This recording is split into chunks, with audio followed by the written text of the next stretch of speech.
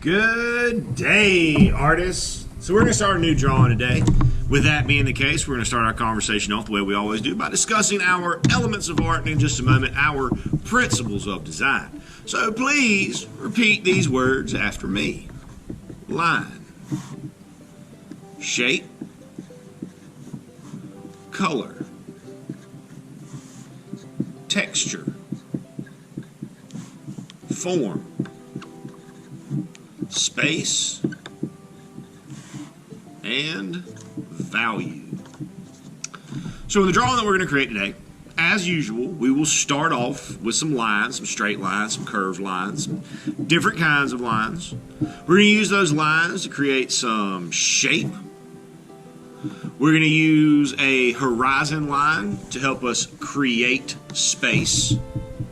We're also going to use color to help us fill and use all of our space.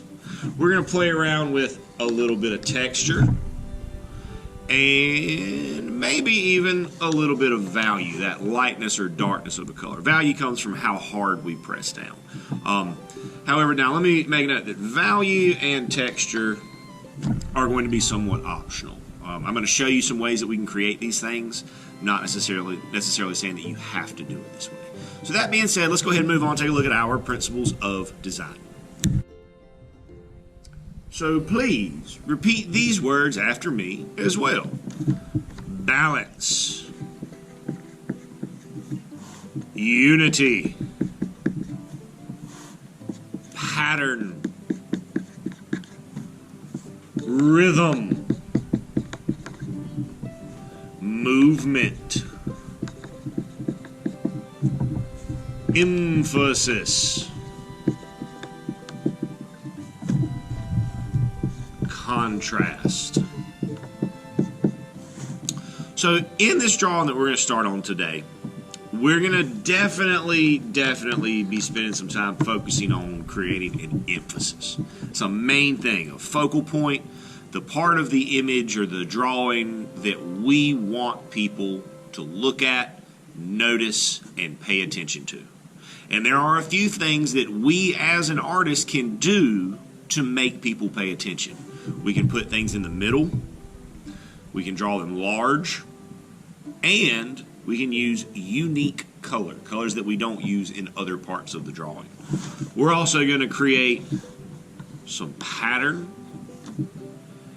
and emphasis and pattern are going to be where we spend most of our time looking at as far as our principles of design go. So that being said, there are a couple of other words that we need to talk about briefly before we get into looking at what we're going to be doing. So let's do that now. Bringing us to some extra vocabulary. So we got 3 words here that we want to talk about for a second. So the first word is bonsai. Say that word for me, bonsai.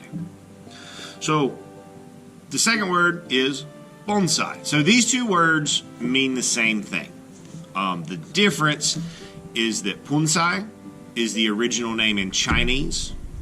Bonsai is the name that this art form was given after it was brought from China to Japan.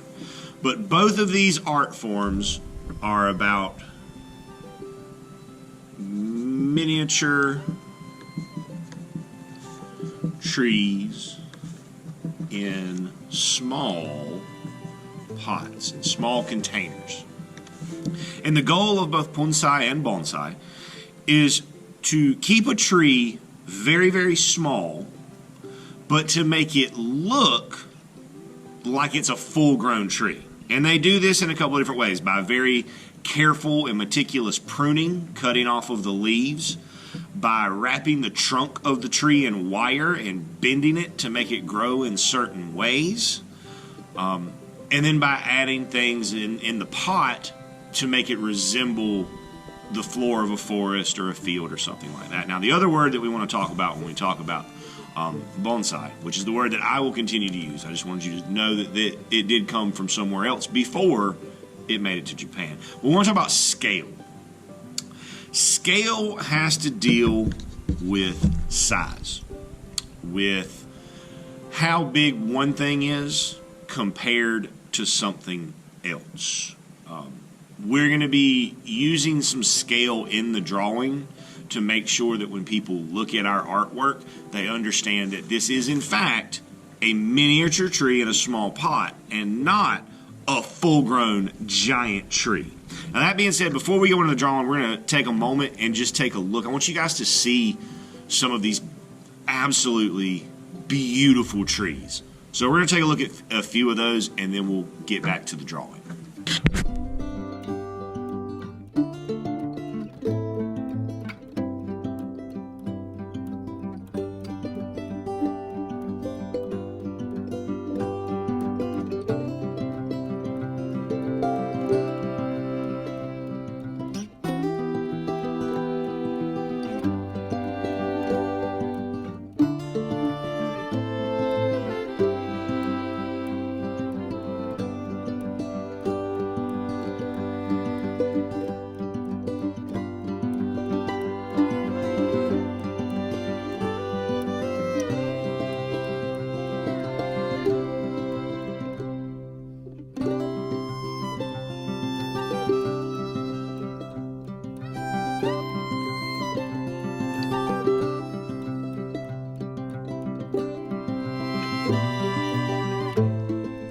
You guys, but I think those trees are just absolutely amazing. Just that quality of scale of it looking like something that's very large while being very small is amazing to me.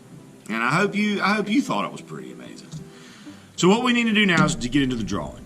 So here, the first decision that you need to make is if you want your paper to be in landscape or if you want your paper to be in portrait. And what you want to think about when you make this decision is, do I want my tree to be tall on the page, or do I want my tree to be wide on the page? I'm going to do one where my tree is wide. So I'm going to work in landscape, but if you'd rather do it the other way, that's fine. Whichever way you decide to work, the very first thing we want to make is the container for our pot. We're going to use a shape for that. We're going to use a shape called a trapezoid, and this is how we make that shape.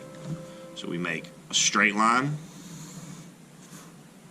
we come underneath that line, we make another straight line.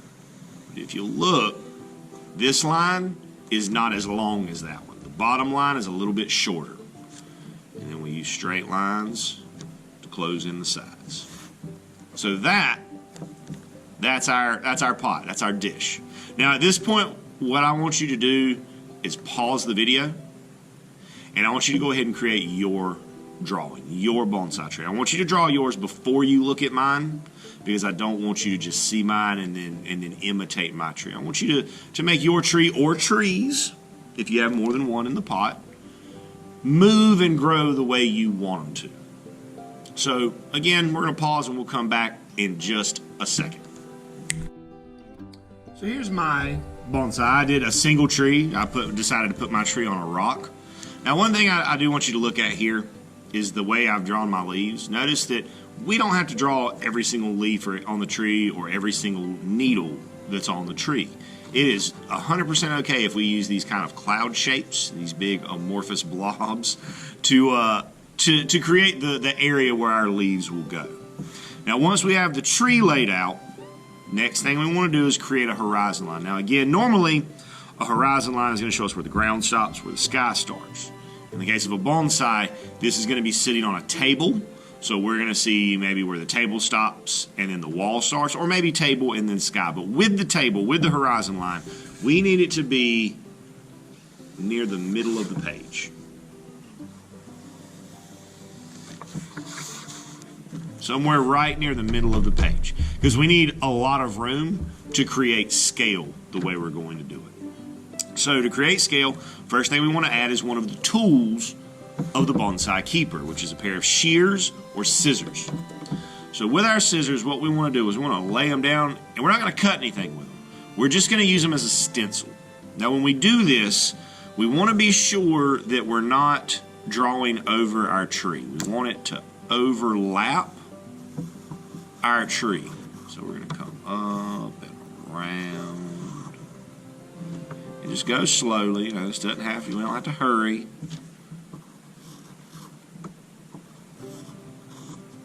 We want to make sure that we trace those lines the same. But that gives us our first item of scale. It gives us our first thing to compare the size of the tree to. So if we know how big a pair of scissors are, that tells us in our brains when we look at this that this is not a giant tree.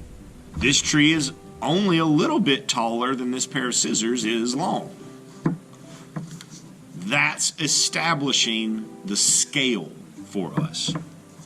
Now another thing that we want to add, because we use our hands to trim and care for bonsai, so we want to add our hand, or at least part of our hand, into the picture. And again, we want to make sure that we don't draw through our tree. We want to stop when we get to the tree and skip over. So that way it looks like the tree is in front of our hand, which is what we want it to do.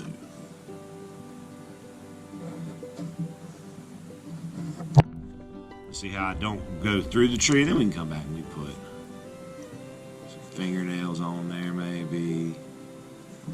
Make it look a little bit more like our hand. Okay? So next thing we want to do is, before we color, is create a pattern down here on our pot. So I'm going to just draw my pattern real fast. Remember though that a pattern has to repeat. It has to keep going in the same order. So let's take a look at that now. So here's my design, my pattern across the bottom of my pot. I've repeated this wave line, and I've repeated these circles in their position. Now, and I will go further into creating that pattern when I start on my color. I will also use my color to further sell and to create that pattern. So the next step that we want to do is an optional step. You don't have to do it, but I think it looks a lot better if you do, and that is to outline the drawing. Now, I'm going to use this Sharpie, but if you don't have a Sharpie, you can use a crayon or a color pencil or anything else that you have, except an Expo marker. Please, please, please, I beg you, don't ever use these on your artwork. These markers are not designed to draw on paper. They're designed to be used on dry erase boards where they can be wiped off very easily, which means that there's a good chance if you use this on this paper and you touch it, you're going to smear it, and we're going to ruin all that hard work. So I'm going to take the time to outline mine, and then we'll come back and we'll take a moment and talk about color.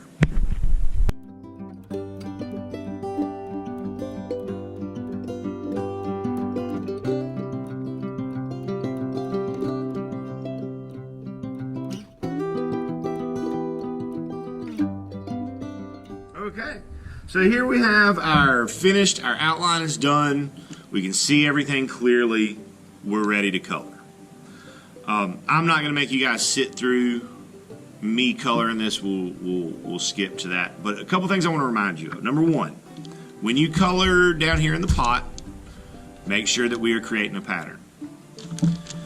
Number two, when you color your hand, try to find a color that matches your skin tone as closely as possible. You might not be able to find an exact match, but find something that's close to your complexion. Remember that this is a table, so probably made of wood or stone maybe. Remember that this is a sky or a wall. Trees, we're not going to talk about coloring trees. I think we understand that.